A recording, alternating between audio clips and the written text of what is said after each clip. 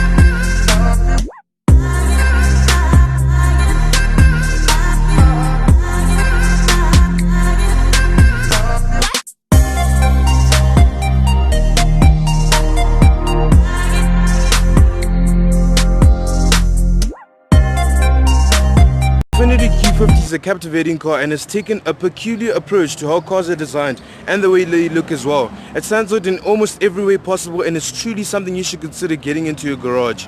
The front look has a subtle design and doesn't look menacing at all, but quite inviting. The chrome bits of the car do give it a little bit more presence, and then these headlights look quite attractive, very attractive as I can say. The bonnet is quite massive and has used as much space as possible and has beautiful sharp creases on it. So then coming onto the side profile of this car, I have to say I'm quite intrigued by the design.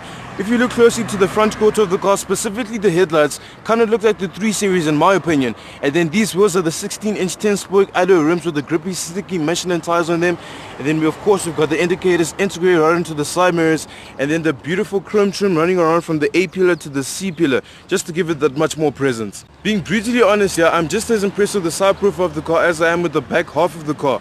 Integration of the chrome bits on the car definitely does enhance the look of the car, and as you can clearly see, we've got our blind spot detectors on the rear bumper, and then of course we've got our dual exhaust tips. The engine specs, let's just quickly open up the bonnet. There we go. So this is a 2-liter turbo making 155 kilowatts and 350 newton meters of torque. The average fuel economy on this car is actually 7 liters to the 100 exactly, and a sprint from 0 to 100 will take you 7.2 seconds. So the interior has a very beautiful meticulous design, and I love the materials that they used. Specifically on the steering wheel, it's leather with the neat and tidy stitching design on the inside. And then of course we've got the media and cruise control buttons integrated right into the steering wheel. Ahead of us we've got the gauge setup, and then in the middle of course we've got the screen to display various important information. On to the center console. As you can clearly see, we've got 2 screens, one on top displaying the time and then the other showing us the menu. I have to say the one at the bottom definitely does offer way more features. As you can clearly see, if we talk about functionality, it's kind of laggy, not the best, but it's alright, it will do. And we've got the climate control buttons on either side of the screen, and then of course we've got the buttons to control this screen as well. Heated seats buttons for either seats, and then we've got our storage space. It's quite small, it doesn't offer much space, but it will do. And then I actually really like this aluminium trim that definitely does later on separate the gearbox from the 2 cup holders. And then of course we've got this control knob to control the infotainment screen that's on the top. And then we've got our drive mode selector, and then some storage space in here. And the dashboard as well offers quite a lot of space. So then genuinely, these seats, being brutally honest here, are by far the best seats that have actually sat in a 4-door saloon that I've reviewed. Normal leather in the middle, and then on the other seats closest to the doors are finished in perforated leather. Some side holsters for extra side support, and then we've got the Isofix for the baby car seat. In the middle we've got our beautiful support armrests and some cup holders. The legroom and headroom is actually a lot. Some storage pouches here and offering quite a lot of space, and then we've got the rear climate control vent. So then coming into the boot space, if I have to be brutally honest, it offers a moderate amount of space to actually fit things like your groceries, luggage, and possibly maybe even boxes as well.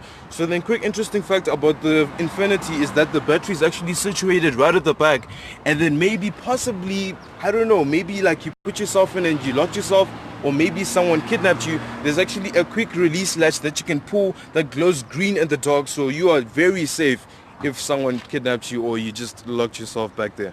Q50 today has definitely changed my negative perception on it. It truly has surpassed my expectations and impressed me quite well. It is a great all-round car that is super comfortable, great punch of power. I hope you enjoyed that video. If you did, you know how to do. Thanks for watching and I'll see you next time.